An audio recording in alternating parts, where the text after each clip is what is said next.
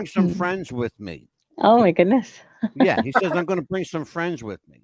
So I said, oh, I'm going to bring whoever you want to bring. That's fine. He goes, I didn't realize he was taking the whole damn cast of the film.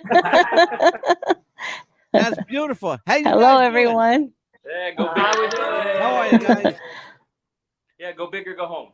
All right. Exactly. Yes. But Brandon, why did you put the little short people in the back? You should bring them up to the front.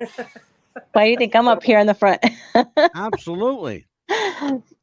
Good stuff. All right, you guys. I'm Angelo, also known as the Mad Dog. This is Amelia. She's the pit bull.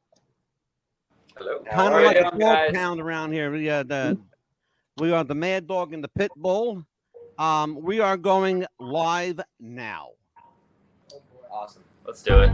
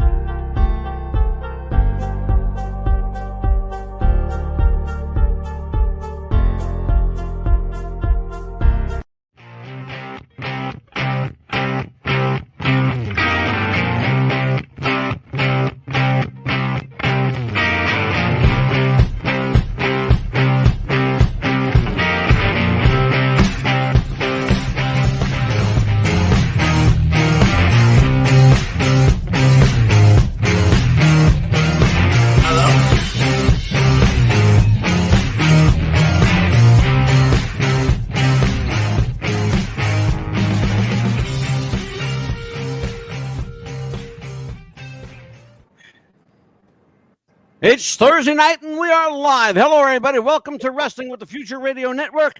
I am the Mad Dog, joined as I am each and every week by the Pitbull, Amelia Pitbull Chapman. And we are live nationwide and around the world. We've got one hell of a show tonight. Let me tell you that. Brandon Keeton is a friend of mine from Facebook. I haven't known Brandon long. I said, listen, bud, why don't you come on the show and we'll talk up this new little film you have. He said, I'd love to come on and we'll set a date right around the premiere of the New York Independent Film Festival. I said, let's do it. I get a call from Brandon on Facebook today. He says, I'm going to take some friends with me. All right, we'll bring a couple of friends with you. Absolutely. He comes to the show tonight, folks. The entire cast of Turbo Cola is joining us. And we applaud Brandon for that. Yes. Absolutely. Absolutely. How are you guys doing? How's everybody? Brandon, how are you, my brother? I'm doing all right. How you doing? I'm fantastic. I saw the film last night. I saw the entire film. Great. It's a great film. It's a sleeper film for sure, but it's making some waves and it's knocking on some doors, as I understand. The film Turbo Cola. One critic described it as a cross between Clerks and Dazed and Confused, and not a bad comparison. Actually, it is an unusual film in that it's set back in 1999 at the height of the millennium, the craziness of all that. If you're old enough to remember, the world was supposed to end on New Year's Eve, 1999. At least Austin Brooks thought so anyway. Anyway, so Brandon, how did this film make its way to you, my friend? I'm also an actor, and I was in a play reading. This was originally a play written by a wonderful playwright, Samantha Odie.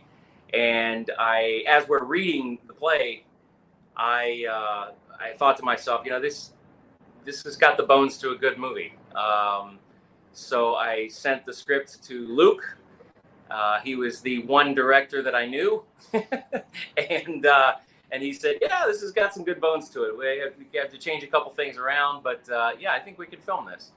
And a couple weeks later, we were casting. Yeah. It's a remarkable story. My understanding, based on the play New Year's Eve at the Stop and Go. Mm-hmm. Who in earnest? Who wrote the screenplay for it? Was Luke? I see you're right there in the center. Did you? Were you the head writer on this project? also you directed. We should tell people Luke Covert is also the director of this amazing little film. Yes, there were 3 writers. So Samantha is responsible for the entire screenplay, all the characters, most of the emotional arcs in the story, and then she did a few drafts of this screenplay for the movie, and then we brought in myself and then another writer, Matthew Kiskis, and I did the final sort of 2 drafts that were what became Turbo Cola, the movie. So I have to tell you that I love the names here. Kiss, Toy, and Covert. It's either a cheap law firm or great porno names. I'm trying to figure out. Or both. It works for me, brother. I love the name. I watched the film last night for the second time. It's really a different kind of movie, largely because you make great use of the music of the time. Who did the film score? Yeah, we used the soundtrack of this band called Arlen Gun Club, and they're an awesome sort of grungy, punk rock, angsty, kind of current modern band that actually wrote us a song, and then we used 6 or 7 other songs of theirs, and then the rest of the music, kind of score music, was done by a Philadelphia musician friend of mine named Paul Talos, and he did this kind of bleep bloop trip hop Dust Brothers thing that would sound like Fight Club or The Social Network or something like that. I tell you what, I was incredibly impressed with the music score. They captured the spirit of the times. Again, the film takes place in 1999, right at the height of all the Y2K craze. Up on the screen, you'll see the cast members. I see a couple of those familiar faces on camera with me. Nick Stoser, you are the man of the hour, I understand. So your character is Austin Brooks. Get me inside the head. What is it? What is it? Austin Morris. Oh, okay. I'm sorry. We can be Brooks. Brooks Brooks is good. Doesn't change anything. Austin's the important part. We got that. Yeah. Okay. So, and then I hope I didn't butcher up your last name, Stoser, right? You got it right first try. That's great. Okay, cool. Okay. I don't want to screw it up. Jarrett Spears, Jordan Denning, Landon Tavernier, Brooke Maroon, Anthony. I'm going to screw this one up so bad, Notarelli. You're so close. Notarelli. Notarelli. Oh, there you go. Aaron Nordseth, Brandon Keeton, of course, Brandon, my buddy. Eric Neal and Michelle Hall. Special place in my heart for Michelle Hall because that's my sister's name. So who do we have with us tonight? I said there's 6 or 7 of us, right, Brandon? Yeah, go ahead. Let's start with the most important. We're starting with you, Dennis. Okay. Dennis Thomas. I was the cinematographer, actually. Okay. I'm Jared Spears. I played Swearsky. Yes, an interesting character to say the least. I grew up with a guy very much like Swearsky. I grew up with a lot of them. Oh, we all know Swearsky. Yeah, his name was Eddie Wallach, and Eddie Wallach was Swearsky, brother. He was incarnate Swearsky. This guy was stoner through and through, and if he's alive, he still may be. The gentleman right directly behind you, Brandon, the one that your shoulder is covering up. Yes. What is your name, young man? Landon Tavernier. I played. Okay. You're the guy with the gun. Yeah. That's me. That's the guy with the gun. Okay. All right. I want to make sure I know who everybody is here. And the pretty young lady with the flowing locks behind Luke. Hey, I'm Brooke Maroon. I played Jennifer. Oh, you're Brooke. Yes. Oh, how you doing, Brooke? I'm doing so well. How are you doing? I tried to merge your name with Nick's. I'm sorry. Nick Sosa, Brooke Maroon. They're next to each other. Nick Maroon. So for people who don't know, the film is based on a stage play called A New Year's Eve at the Stop and Go, and it's an interesting characterization in that everybody is kind of like making plans to go out on this New Year's Eve, except one kid who's got other plans. He plans to do something special. I'm not going to give away the plot, but he's going to do something very special for himself on New Year's Eve. Talk to me about Nicholas. Talk to me about, first of all, getting into the head of the times.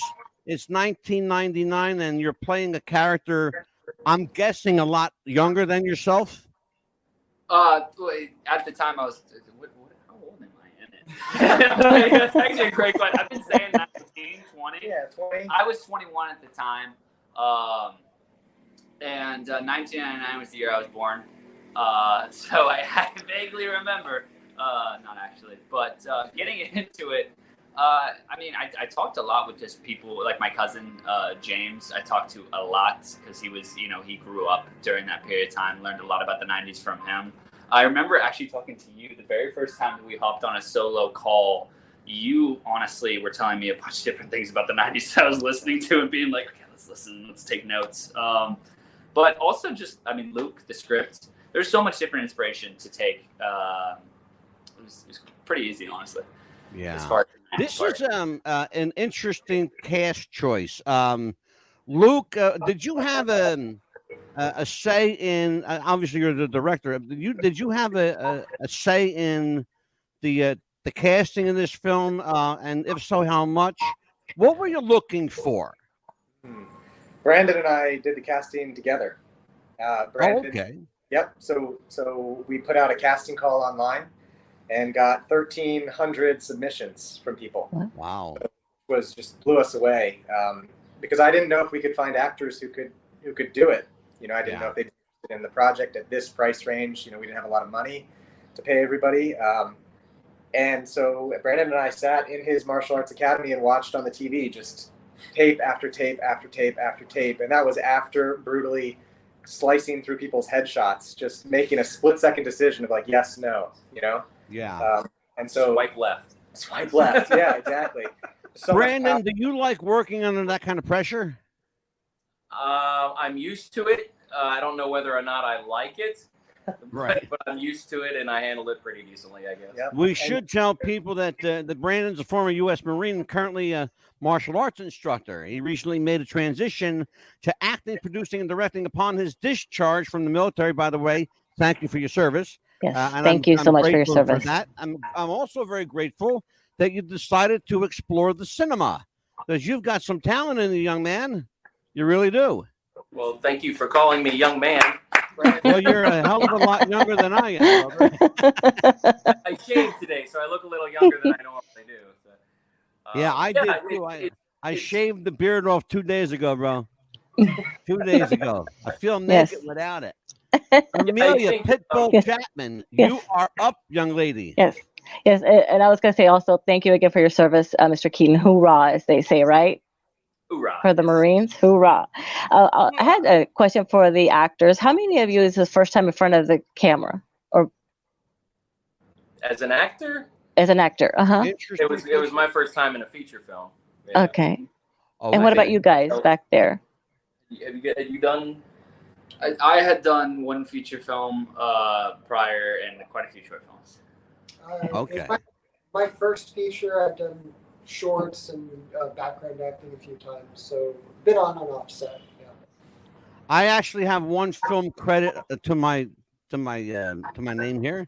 Mm-hmm. I did a walk-on Eddie and the Cruisers. Yes. I'm the only one that gets that reference. Yeah. You'd have to be old enough. For sure. Mm-hmm. Yeah, Eddie and the Cruisers. So Amelia, go ahead. Yes. You're up. Okay. Yes. My question also is, do you miss, do you miss doing excuse me, I can't even talk today. I've been today's been a long day for me. Do you miss doing martial arts? as well, or do you go back to it? I noticed that you go back to it every now and then and teach as well. Do you miss do I that? Do The I studio? do I miss Mhm. owning the school? Yes. I do. I miss parts of it. Mhm. I still teach there on most Wednesdays, which is nice. But the day-to-day stuff, it's nice to get away from the grind, so to speak. When you own a business, when you own a small business, you're married to that small business. Yes. Your house, especially in the first 5 years, you're Absolutely. married to it, and your wife becomes your mistress, and your house just becomes a place to sleep. So Yes, let me ask Mr. Graphic. That was intense. Let me ask my friend Mr. Jared Spears, my new best friend Jared Spears. Oh, hey. I have a kindred spirit with this young man. Was it a stretch for you to get into a head of a stoner? Or did it come naturally, Jared? Oh, you're making them. It wasn't. I've actually never partook, as they say. But I grew up with so many people like Swearsky. Everything besides him being a stoner is very much who I was growing up. And then anything more than that, I can shout. I knew a guy, Stuart, Phil, Michael, like so many guys just hanging out and just wreaking havoc. Great people, too many memories, and a lot of energy. Sounds like my high school days. Yeah, exactly. Absolutely. So when the project came to you guys, and anybody can jump in on this, when the project came to you, did you have any idea what Turbo Cola was? Ooh. It's kind of make believe. Well, it wasn't called Turbo Cola when I got it, right? Oh, interesting. Oh, wow. Yeah. It's a working Oh, title. you guys went through a name change. Oh yeah. A couple of them. Like, Oh, well, Really? let's talk about that. Oh, wow. Brandon and Luke, let's talk about that. What Yeah. the incarnations did you go through? So I'm going to pass it to Brooke because she actually called me one night after we were done filming, and I think all the actors were huddled around the phone. I'm waiting to hear my response to what they said. Because the movie was originally going to be called New Year's Eve at the Stop and Go. And then it was going to be called Quality Mart. And then it was going to be called 4 or 5 other things. Because there was a trademark issue with Stop and Go being a real place. So we couldn't use it. Yes. Oh, sure, We were yeah. thrust into the void of trying to figure out a new name. And one night I get a call. Yeah. Your turn. Table read over Zoom, and we were in LA, and they opened it up to us, and Luke was like, "Hey, if anyone has a name idea, lay it on us." And we were like, "All right, we'll think about it." And Landon and I went on a walk afterwards.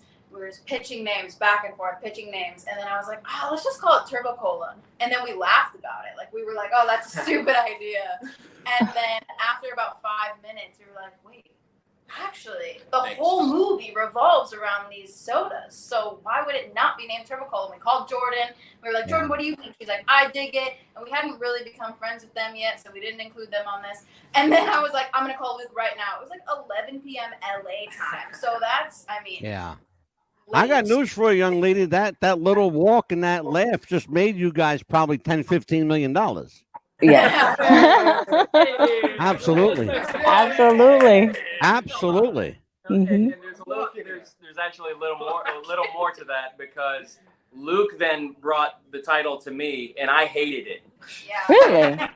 And then after talking with like 6 distributors, all of them were like, "No, you got to change that title. Got to change that title. You got to make it something short."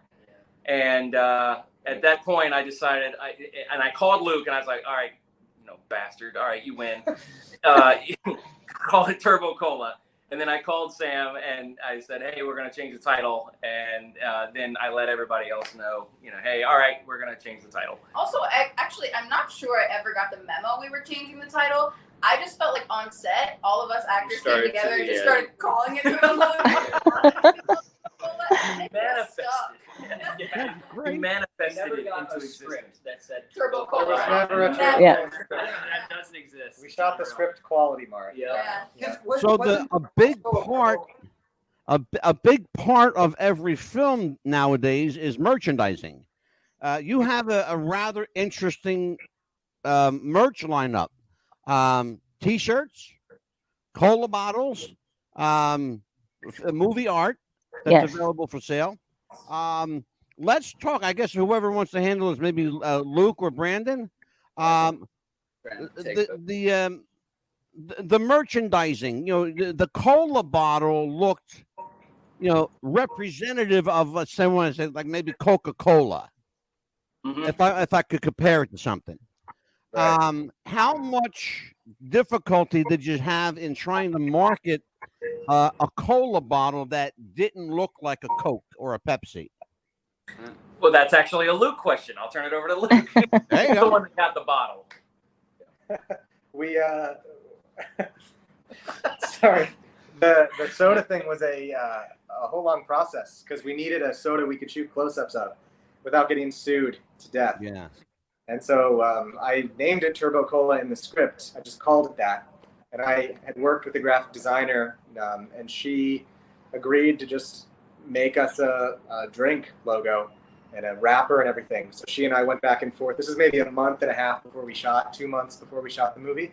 And she and I went back and forth, and I was sending people, you know, mock-up designs with different colors. People were like, that looks too much like Coke. That looks too much like this. I don't like the yellow, whatever it was. And eventually we landed on this logo, Turbo Cola, and had it printed regionally and then rewrapped it. It took a while to find the right bottle, too, because you can't use Well, a I'll Pepsi. tell you what, Exactly. brother. It's fucking brilliant. Yeah. It really is. It's Fucking great. insane. I love it. Yes. By the way, after this show, I have to rustle up some T-shirts for Amelia and I. So Yes. be prepared to send some shirts out. Deal. Absolutely, let's talk a little please. bit about character study. This film is really an interesting character study in the mindset of the teenager and young adult of the time. Some of you are, I'm guessing, younger than the parts that you played. And then again, maybe a couple of you are older. I'm not real sure. It's hard to tell these days. So talk to me about getting into the head of that era. That was a really strange time in U.S. history. I mean, just to show you a couple of things here, this was craziness. Gas prices in 1999 were $1.17 a gallon, Yes. $1.89 for super. Just to show you, and that was a lot of money back at that time. Little did people know we'd be spending $7-8 a gallon here in New Jersey for gasoline. But Yes. And how much was the minimum wage? Like $6, something like that back then? in '99, Yeah. maybe 5 1/4. Yeah, 5 1/4 back then. That was the Yeah, minimum maybe. wage. Mm-hmm. You guys old enough to remember that time period? I mean, other than Luke and Brandon. I knew exactly where I was in 1999. Me too. I had small kids I was raising. Yep. Yeah, exactly. I Right. was 6 years Mhm. old. I just watched my mom perform on stage, one of her shows.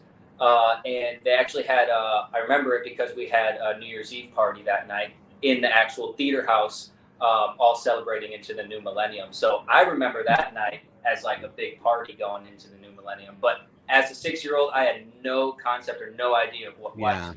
Who's your mom? Her name is Trish Tavernier. She was a stage actress in Ohio between the ages of like me being 0 to 8 years old. And then when I was when I just graduated high school, we actually both were in a play together. She actually came back to act for one last show at the very stage that I saw her perform on, and we got to perform together. So That's beautiful. Yeah. That's beautiful. How many of you guys come from entertainment backgrounds? None of you. Really? Great kids. Yeah. None of you come from Wow. showbiz backgrounds. That surprises me. It really does. It really, really does. And in fact, I'm kind of like taken aback by the fact. I was really annoying at family gatherings. Same. Yeah, all my mom's friends were saying like, "Oh, I remember when you were this big, and at a party, you'd say, "Want to see me dance? Want to see my show?" And like that's all people remember of me. So It's awesome. And now, how many of you young actors are formally trained from, like, I want to say maybe like the actor studio or a school like that? How many of you formally trained? All of you? I trained here in New York at the Neighborhood Playhouse, Okay. which is Meisner's studio, and then I studied at Jeff Daniels Theater in Michigan, and I got to do some work with them. But as far as like getting a degree or like a diploma or a certificate of anything, I don't think any of us. Interesting. How about you, Nick? I studied at the Actors Lab of Portland. Shout out to Okay. Christina Todd and everyone there from Portland, Oregon. And that was a massive education for me. It was a huge opportunity. Outside that, I've worked at Stella Adler in New York. But Of course. That's a name from the past. Stella Adler, legendary acting teacher. Some really great teachers there. Shout out to Todd Thaler, Paul Takis, a couple other people there. Oh, God. Did you ever train, any of you guys ever train under Larry Moss? No, I read his book. Yeah, Larry's a good guy. He's a really great guy. If you ever get a chance to take some classes with Larry, do it. Do not pass up that opportunity. He's amazing. Great guy. And he'll be a guest on the show soon. Oh, great. Cool. Yeah, we're branching out a little bit. It's interesting. This show has morphed. I'm just going to make you guys laugh for a little bit. My background, you're going to love this shit. My background is professional wrestling. Nice. Okay. I spent 29 years as a sound engineer, and I recorded bands, nationally and locally. And I spent a good 25 of that 29 years as a professional wrestling promoter. I worked for companies like World Wrestling Federation and National Wrestling Alliance and World Championship Wrestling. So that's my background. And there's a lot of similarity between what I did in wrestling and what my friends in film and theater are doing, because it's essentially theater. So with that as the premise, how many of you have a theater or theatrical background that lend to your on-screen performance? yeah, I was a professional dancer, still am a professional dancer. So I grew up on stage with dance, and I did plays as a kid and things like that. So definitely theater, stage background in a lot of ways. Wow, interesting stuff. Brandon, let's talk about this. And I didn't give away too much at the beginning of the show. Turbo Cola is again about Nick's character, Austin. And Austin, as I said, he had different plans for his New Year's Eve. Without us tipping the hat too much or tipping the bit, talk to me about how difficult it was to have Austin, his character, the character of Austin, remain human and likable while he's pulling off this, let's be honest with this underhanded bullshit. That is exactly why we cast Nick. Yeah. We came down, and I remember specifically, we came down to 3. Are you trying to tell me, Brandon, that he's a sneaky bastard? He's likable. I'll say that. Offset. So we had it down to 3. Again, when Luke and I were casting, we got it down to 3 people, and one was sort of a studly kind of guy, very macho kind of guy, and he seemed like the kind of guy that, yeah, you could see Mary Jane with. And then, not that Austin said that. Oh. This was a different actor. Then we had another character that he wasn't very likable. He could pull off the role, but he wasn't a likable kind of person once you started to see him do some bad things. And then we were like, okay, I guess it's Nick. We still like him, you know. Well, that's a great. Well, that's a great segue. That's a really good segue. Oh. Yeah, we liked him the whole The time. whole audition tape. That's a very I interesting. had a horrible segue. mustache today. It looked like I had leg hair growing on my face. We liked it.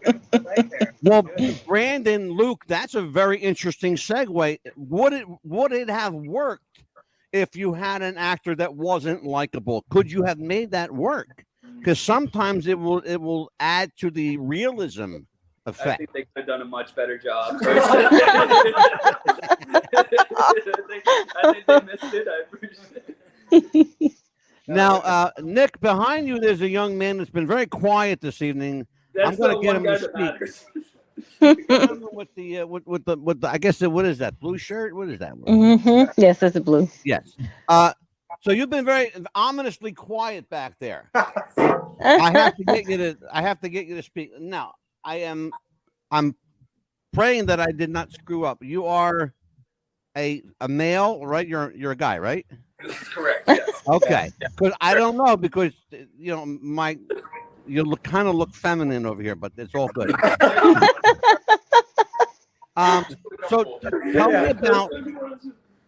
me about your role in the film. What was your character, and give me a little insight into who you are. So I have absolutely no business in front of a camera.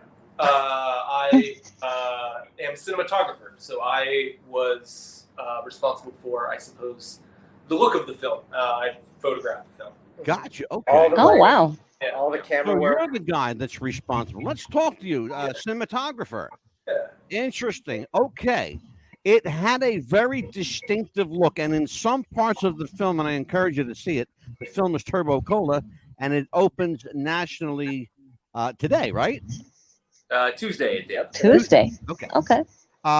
You are the cinematographer, so let's talk about the look of the film.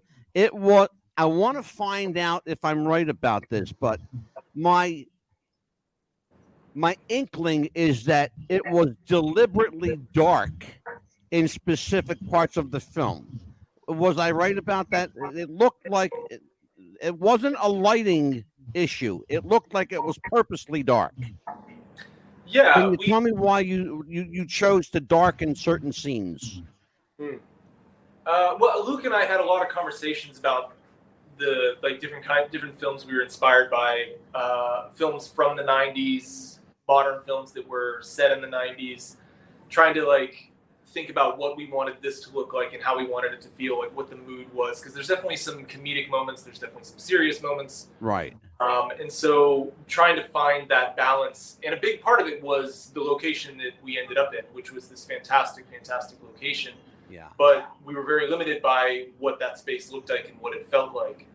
And so, there was films that we talked about that we were inspired by, films that we talked about that we liked the look of, and then ultimately it came down to while we were there, how do you take something that is really kind of unpleasant overhead fluorescent lighting like you would find in a convenience store, yeah, and make it look cinematic and make it look dramatic and make it shift with the tone of the film as it's drifting in and out of these comedic moments, these heist moments, these caper moments into this serious sort of coming of age drama.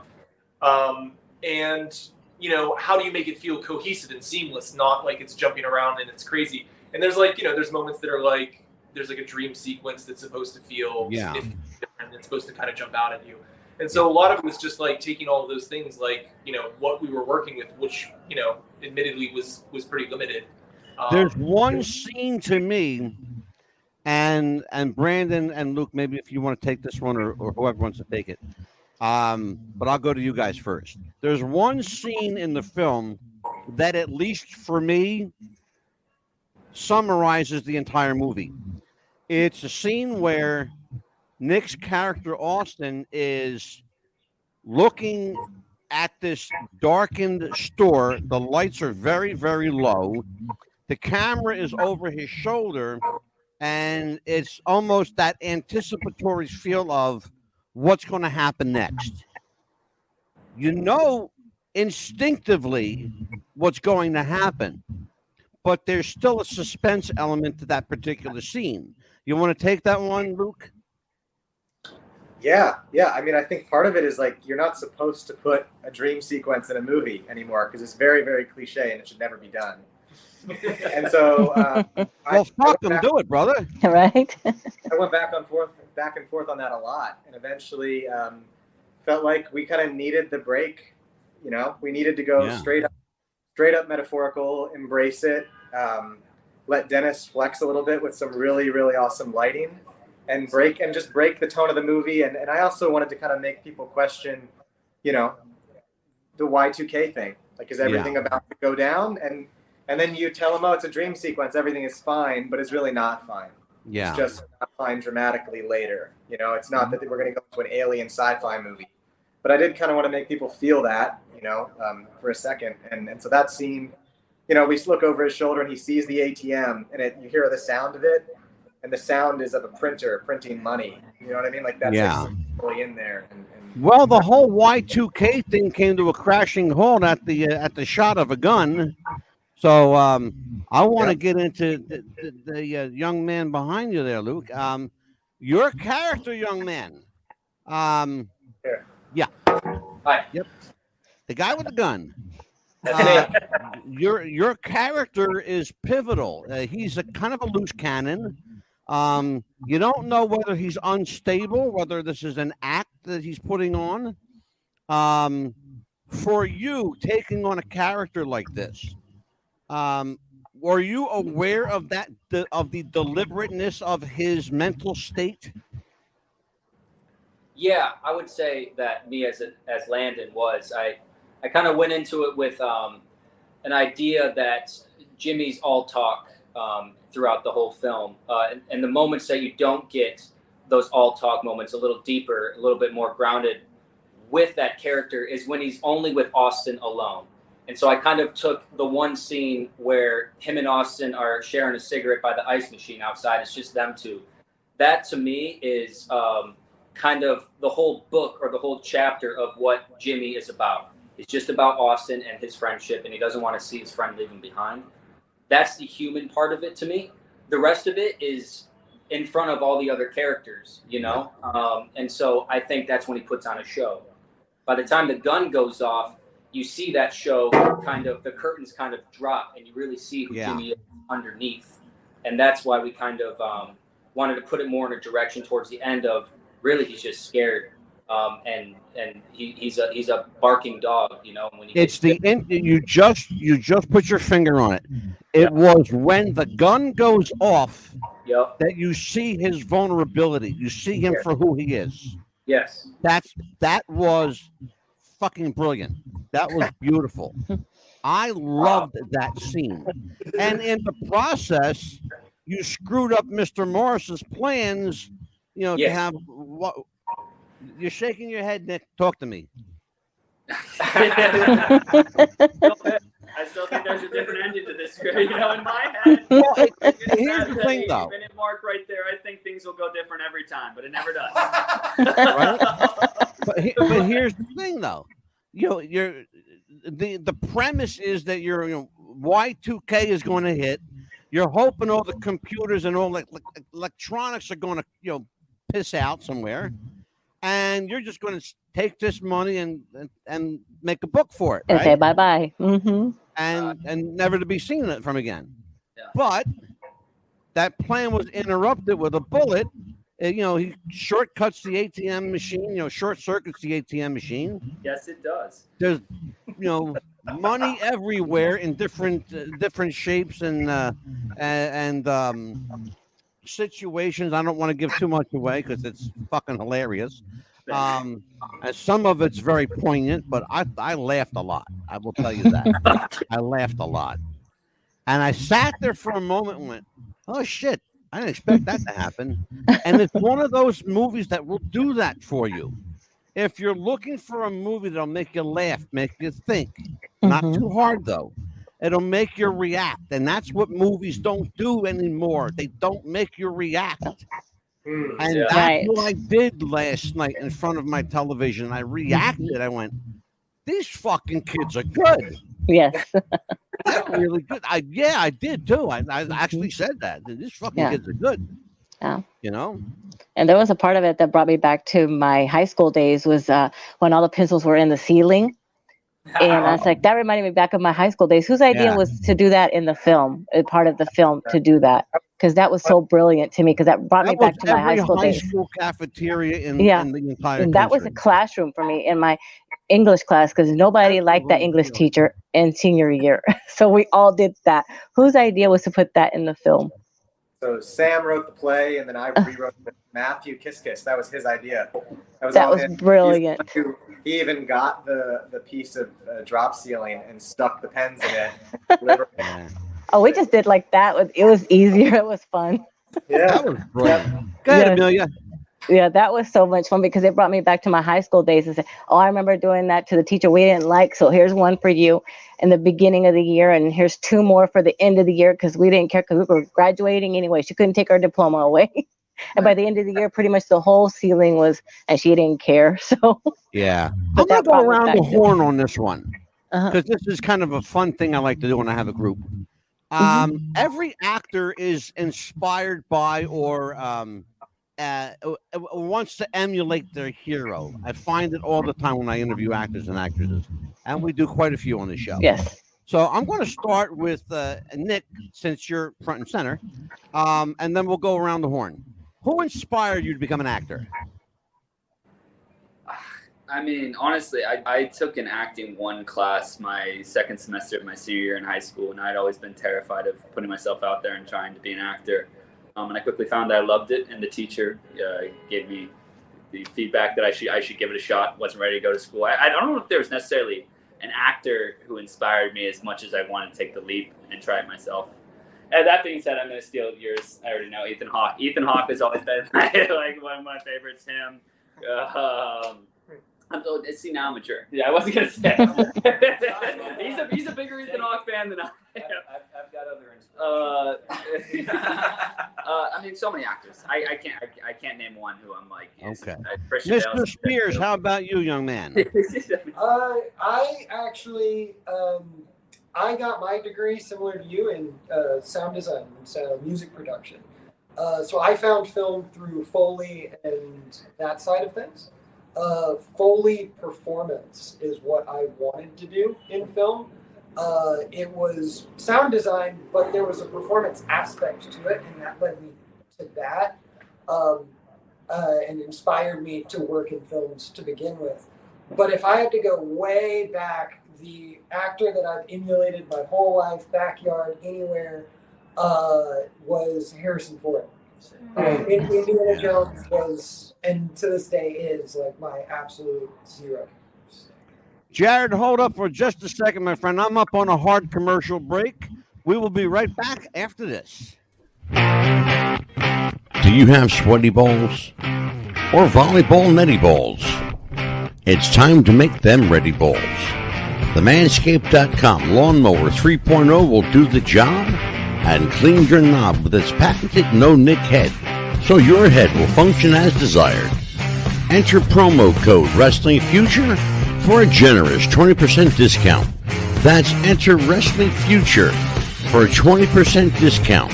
Manscaped.com and Wrestling with the Future, going balls to the walls with Manscaped.com and the Lawnmower 3.0. Your balls will thank you, and so will we.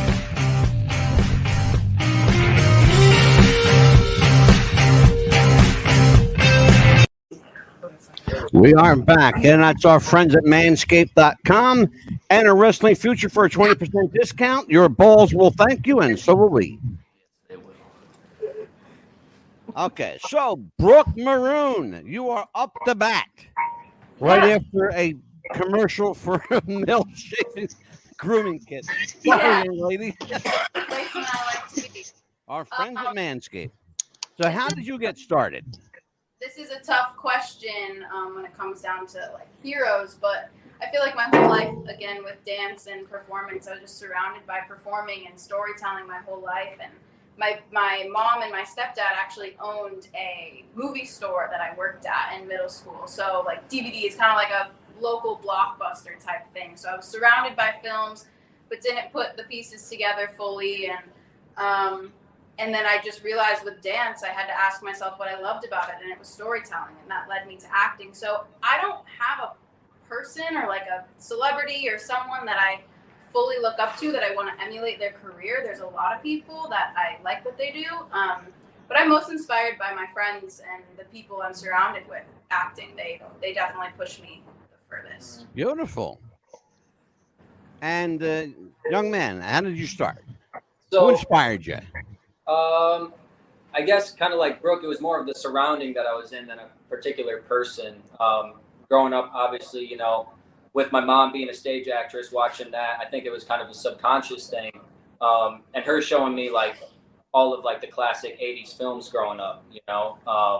And so I was immediately hooked on films ever since, you know, I was a kid, and, you know, that was like our nighttime kind of ritual. So I think it was just more of the environment that I was surrounded by. With that said, I think every year or every couple years or every new piece of art that I see, I'm inspired by different people, and I continue to get inspired. So whoever inspired me like 5 years ago, maybe it's someone else now. I remember right when I was taking acting seriously, though, I did see Bradley Cooper do a movie called Words with Dennis Quaid, and his performance in that film really like shook me, and I could see like a male energy get really vulnerable, and there was something about that that really spoke to me that I was like, I want to do that. You know, I want to be vulnerable and express myself in this kind of a way. And for me, I think it was a vessel of acting because of the surroundings of growing up. Well, I'll tell you what, you guys got a hell of a career in front of you. Yes. But if this is the tip of the iceberg, then you got a long way to go and a lot of work ahead of you. But it will be well worth it. I assure you, it will be well worth it. Take it from somebody that will be 64 shortly, and I will tell you that if you want to reach your dreams, they are just as far as your hand wants to go. All of you have careers ahead of you. Yes. Remarkable careers. Brandon, you have a background in the military and martial arts. Of all the things you could have done, you could have went anywhere you want, did anything you want to do. Why did you choose the film industry? That I have to thank the Marine Corps for making me a workaholic. I am not a good retired person. I hear you. After the Marine Corps, I knew that I couldn't necessarily work for somebody else, so to speak, and you know, work in an office. And even though I tried, it just didn't fit me anymore. And I knew I needed to be my own boss. I did that for a while. And then after I had sold the school, I was like, you know, I think I want to do something else. What else is really hard to get into, especially at 48 years old? And oh yeah, I know. I'll go be an actor and a producer. Absolutely. I could have got you into pro wrestling, babe. Right? There you go. Weren't you a boxer at one time as well? It is Amelia's favorite time of the show. This is where we get to play. We're going to show the trailer. Let's all take a look at the trailer. Yes. That must have been like seeing the face of God. Yeah, man. It was right in front of me. All the money in the ATM.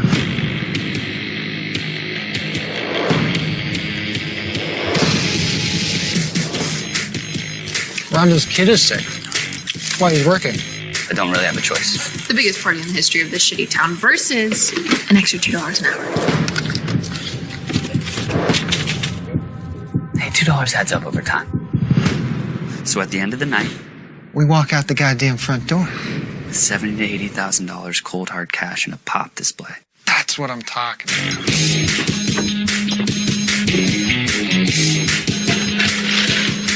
Yo, check this out. Where the fuck did you get a gun? Jimmy, put it away. There's It's customers the end of all the around. fucking They can world, show up man. You anytime. gotta Put have away the gun. protection. I don't need protection at the gas station. God damn it! Hey, whoa! Jeez. You think US Gateway may be Y2K compliant? But what about the airlines? You ever think about that? You think nothing's going on. Oh, you think I'm stupid? Hey, Swearsky. There's a lot of stuff stuck up there.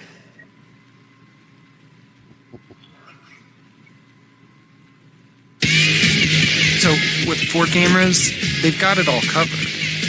When they review the tapes, and they will review those tapes, there's gonna be plenty to see. Shit, motherfucker! But nothing to see. It's gonna be total anarchy. It's gonna be fucking awesome. I'm gonna call an ambulance. No. What? Up by the high school.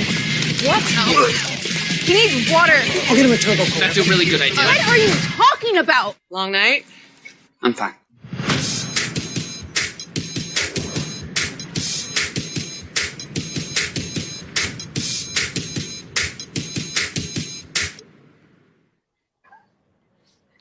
There you go. That was the trailer for Turbo Cola. By the way, tell Mama Morris Big Daddy's got room at the crib.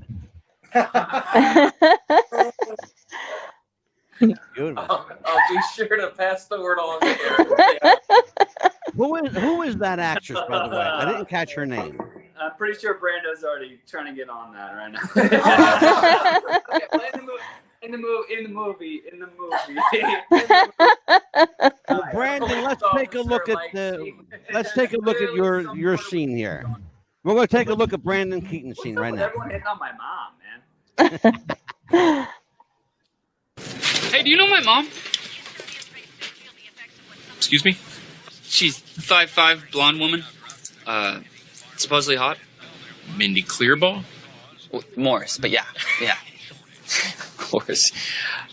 I know, Mitch. How is she? She's good. Hola. Gonna win big there? What? Under the bottle cap. I won a hat last week. Yeah, me too. I just haven't received it yet. Well, your odds look pretty good. That's it's a lot of pop. Yeah, it's for the party at the fallout shelter. I mean, really small, just a few friends, only sodas. You should come by. Yeah, I'm not gonna do that. Say hi to your mom for me. Beautiful. That was a very convincing portrayal of a police officer, Mr. Keeton. I very rare, and I don't know if I've told the cast this. I told Luke. I'm a martial arts instructor. I boxed for 18 years in the freaking Marine Corps. I've blown a lot of shit up. Done a lot of high octane shit. But I was actually absolutely petrified to share a scene with these guys because they were so good. I was intimidated for the first time in a very long time. So now you know. Well, let's explore that for a minute. Is it difficult for you naturally to do something out of your element or out of your comfort zone? Is that hard for you?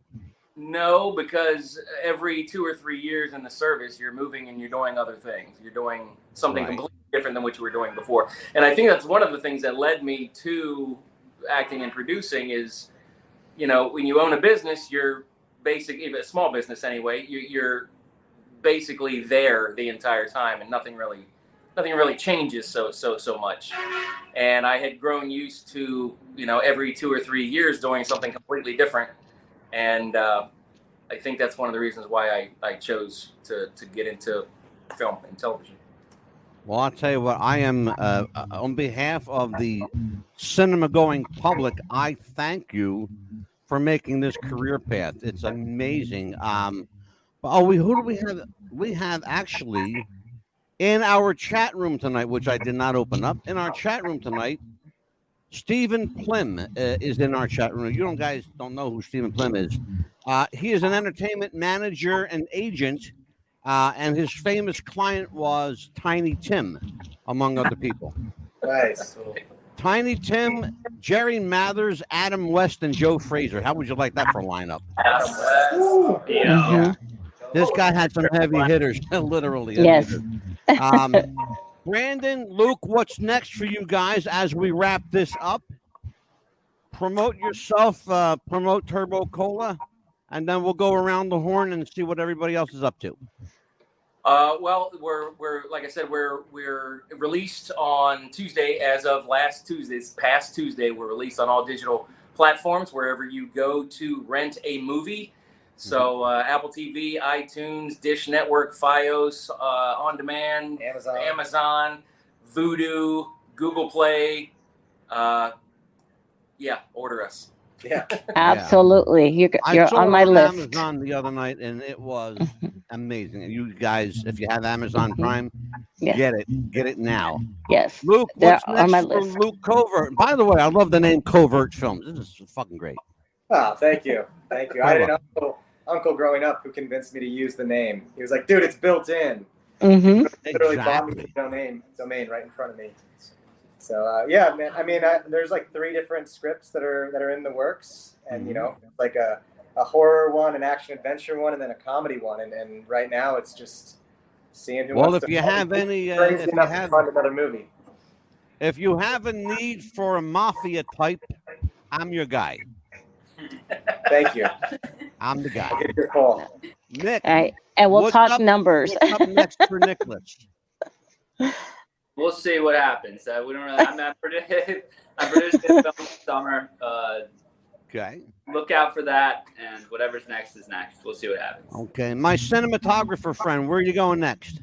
Yeah, I got a couple of things. I'm working on a feature right now. I'm working on a TV series in India, which has been really exciting. And those are hopefully going to both be for Netflix, and so hopefully that'll be out soon. Nice. Jared, my buddy Jared. Yeah. What's up for you next, bud? I've got a couple of shorts coming out. I recently finished filming my own personal solo project called Interment. Kind of an emotional horror story that I came up with during the pandemic. I'm the sole credit, so writer, director, actor. I learned camera work, cinematography.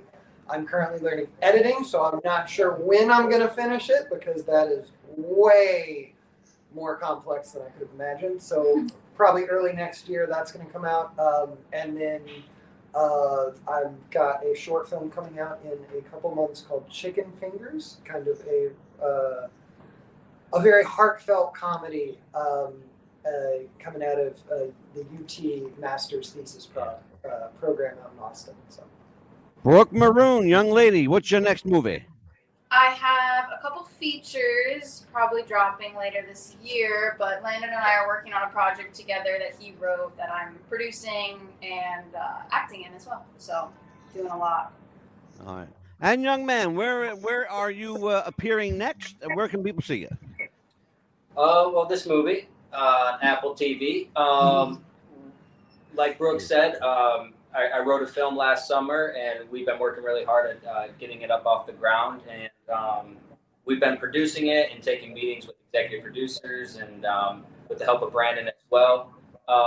So we're going to start production on that early September, I believe, if everything goes according to plan. But yeah, that's all we're working on right now. And Prada. It's called Prada. The movie is called Prada. Yep. There's a cool teaser out there if you look at Prada movie. Yep. Go check it out. Yep. Called Prada the Film on Instagram. You can check it out. Check out the trailer. To see kind of where we're going with it.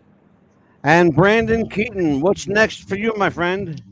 Whatever Luke wants to do and whatever gets funded. There you go. Absolutely. There you go. Well, I'll tell you what, it was an absolute blast to have the entire cast of Turbo Cola with us tonight. Thank you again, Brandon Keeton. Yes. I owe you my right and left testicle for this interview. I appreciate you.